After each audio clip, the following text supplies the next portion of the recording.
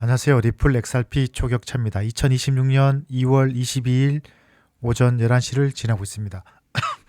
현재 리플 가격은 2,105원이고 비트코인 가격은 1억 19만 7천 원입니다.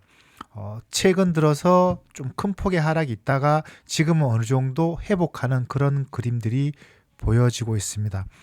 제 초격차 채널에서 가장 중요하게 강조했던 부분들이 바로 유동성입니다. 결론적으로 말씀을 드리면은 현재 흐름은 유동성이 과거 대비 많이 부족하다. 여기서 과거라는 것은 2023년, 4년, 5년 초까지 그 진행됐던 유동성이 지금은 조금 고갈 상태이다라는 거고, 그 다음에 정치적이나 미국 현지 상황을 보면은 지금 트럼프가 어제 미국 대법원이 관세는 위법이다 하니까 특별법을 적용해서 관세를 다시 어제 10% 했다가 다시 15%로 올리겠다 이렇게 됩니다. 이 관세는 무역하고 관련되고, 무역은 기업의 실적하고 관련된 부분이니까 주가 시장하고 민감하게 반응이 됩니다. 주식시장이 민감하게 반응한다는 것은 우리 코인시장 위험자산에도 아주 중요하게 적용이 될 수 있습니다.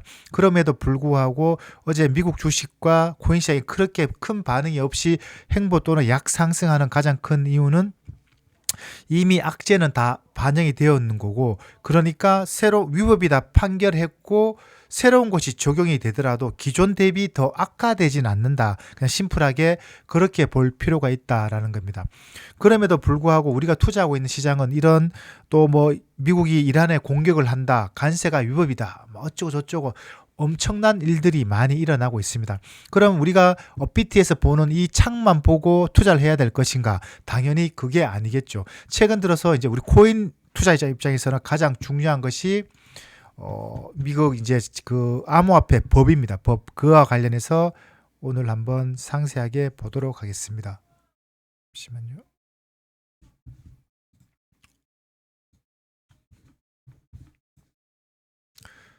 디지털 자산 시장 구조법 대해서 우리가 이제 뉴스에서 많이 들었는데 이게 어떤 것인가에 대해서 한번 상세하게 듣도록 하겠습니다. 환영합니다, 여러분.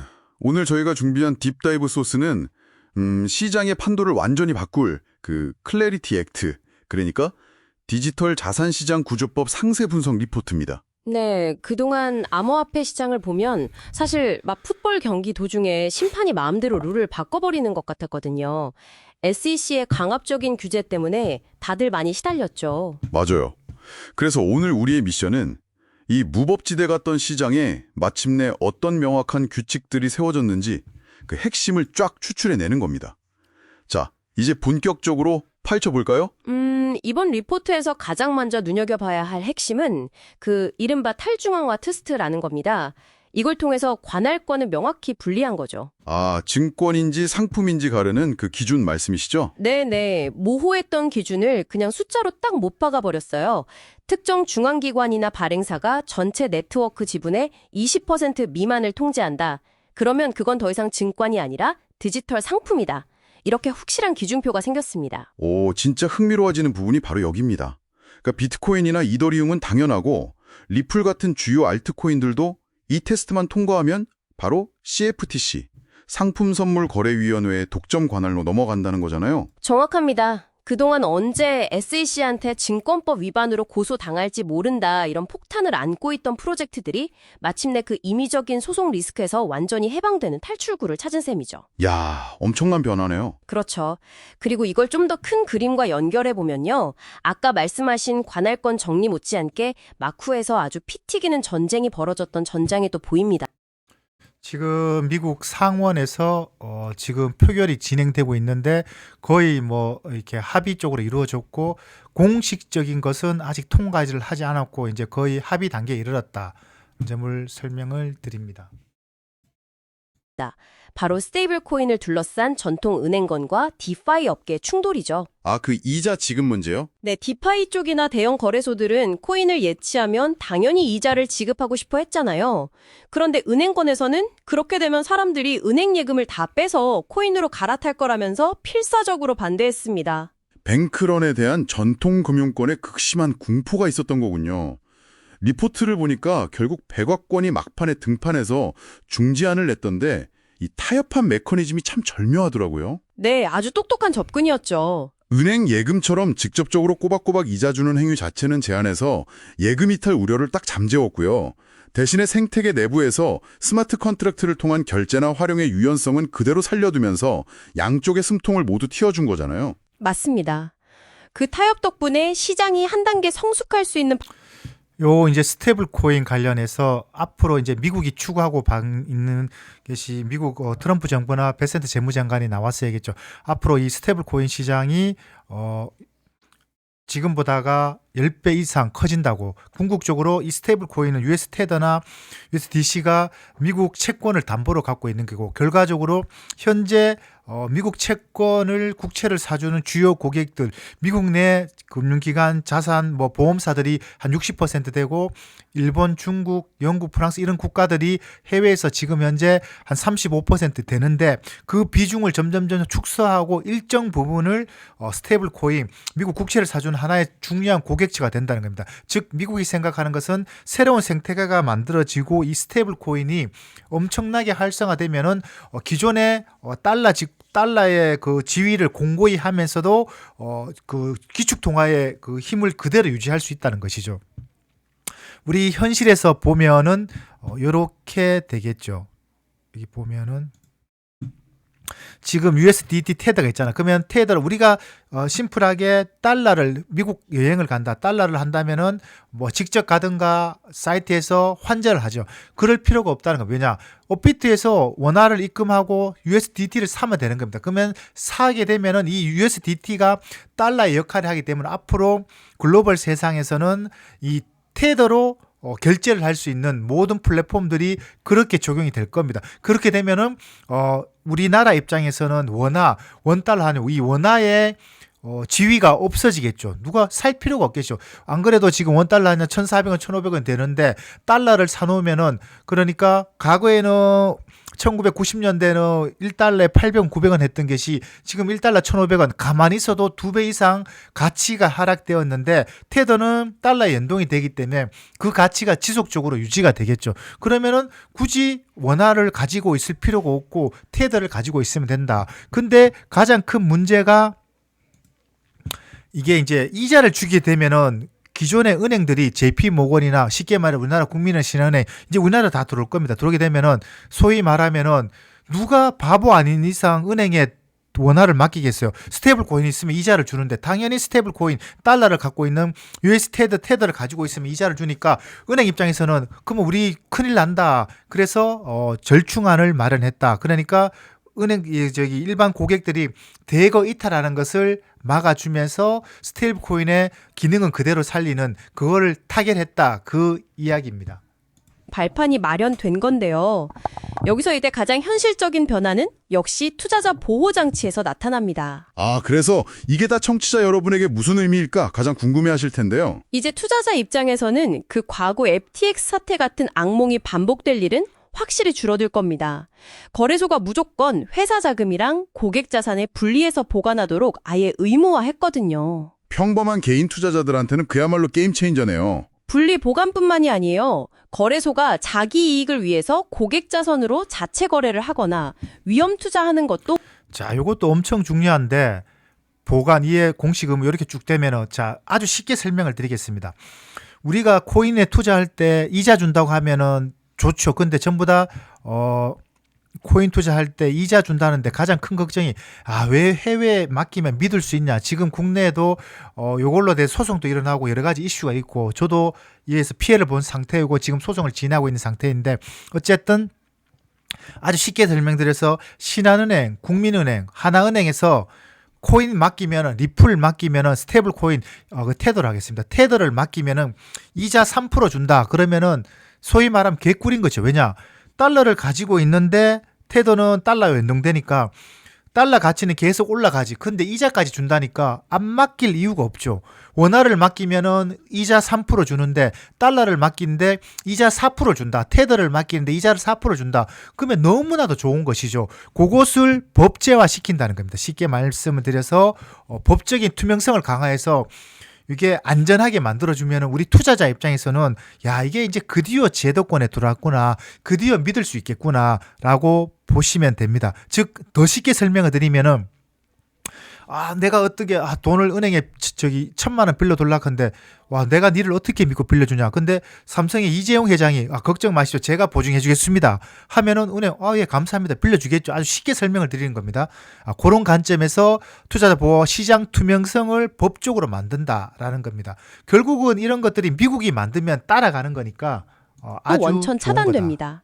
코인 발행사의 백서나 토크노믹스 공시 의무도 주식시장 수준으로 엄청 깐깐해지고요. 와, 진짜 강력해졌네요. 네, 이런 강력한 보호 장치들이 세워졌다는 건요. 단순히 시장이 안전해졌다 이 의미를 넘어서서 JP 모건이나 골드만삭스 같은 월스트리트 거대 자본이 마침내 수탁 서비스나 거래소 비즈니스를 통해 진입할 수 있는 그런 합법적이고 탄탄한 고속도로가 뚫렸다는 뜻이기도 합니다. 완전히 그 무법지대였던 서부 개척 시대가 끝나고 철저하게 규제받는 월가의 정식 자산군으로 격상된 거네요. 게다가 미국의 이번 입법이 유럽의 미카 법안에 이어서 한국이 준비 중인 2단계 가상자산 입법에도 완벽한 가이드라인이 될 거잖아요. 말 그대로 암호화폐 시장에 새로운 글로벌 스탠다드가 탄생하는 순간입니다. 바로 그겁니다. 자, 오늘 파헤쳐본 이 딥다이브를 짧게 요약하자면요. 암호화폐는 드디어 SEC의 족쇄를 풀고 명확한 관할권을 얻었고 북적인 타협과 강력한 투자자 보호를 통해 거대 자본이 안심하고 들어올 수 있는 합법적 무대를 완성했습니다. 네, 하지만 이는 아주 중요한 질문을 던집니다. 미국의 규제가 글로벌 스탠다드가 되고 월스트리트의 거대 자본이 시장에 새로운 주도권을 쥐게 된다면 말이죠. 애초에 정부와 은행의 중앙 통제를 벗어나고자 탄생했던 암호화폐 초기 탈중앙화 철학은 과연 이 제도권 금융 시스템 안에서 온전히 살아남을 수 있을까요? 아니면 완전히 다른 형태의 무한가로 변질되고 마는 걸까요? 정말 머릿속을 계속 맴도는 화두네요. 여러분도 오늘 딥다이브를 통해 합법적인 틀이 마련된 시장 구조를 이해하신 만큼 앞으로 쏟아질 암호화폐 뉴스를 보시면서 이 도발적인 질문에 대한 답을 직접 탐구해 보시길 바랍니다. 자, 이게 엄청난 뉴스이고 우리 코인 투자자 입장에서는 호재입니다. 그럼에도 불구하고 가격적인 부분에서는 뭐야 이렇게 되는 생각입니다. 요거를 제가 좀 더 리얼하게 설명을 드리면은 비정규직에서 정규직 되는 것, 그 다음에 무기계약직에서 정식 정규 직원이 된다. 그 다음에 하청업체에서 본총으로 승격이 된다. 아주 쉽게 설명을 드리면 무조건 구체적으로 따지면 다른 말이지만은 우리가 체감하는 느끼는 이런 말 했을 때 우리 이 영상을 보시는 분들이 그거구나. 그 정도의 힘이 있는 거구나. 느끼는 감정을 이해하실 겁니다. 그런 관점에서 요 법을 보시면 된다라고 설명을 드립니다. 결과적으로 지금 일련의 상황들 미국이 이란을 공격한다, 관세를 다시 매긴다, 어쩌고 저쩌고 법이 통과되었다. 근데 코인은 계속 떨어진다. 많이 불안하실 겁니다. 불안하신데 우리가 보이지 않는 이 물밑에서 일어나고 있는 이 것들을 보셔야 된다. 결국은 제가 계속 말씀을 드립니다. 아직 끝나지 않았다. 많은 분들이 시즌이 끝났다 어쩌고 저쩌고 얘기하는데 제가 확언을 드립니다. 확언. 제가 100%라는 말은 드릴 수가 없고 세상은 100%라는 건 있을 수가 없습니다. 확언이라는 것은 진짜 높은 확률로 아주 제가 드릴 수 있는 가장 최고의 확답이라고 생각하고 아직 시즌이 끝나지 않았다. 그리고 한 발 남았다. 그리고 정치적인 부분에서 미국 중간선거라는 그 큰 틀에서 선거에서 이기기 위해서 트럼프 정부는 이 코인 시장을 앞으로 그러니까 지금 코인 시장 비중이 전체 자산에서 주식, 채권, 부동 다 합치면 한 300조 달러 되는 가운데서 1%, 2%밖에 안 되는데 이 제가 일전에 말씀을 드렸던 것처럼 잠시만요.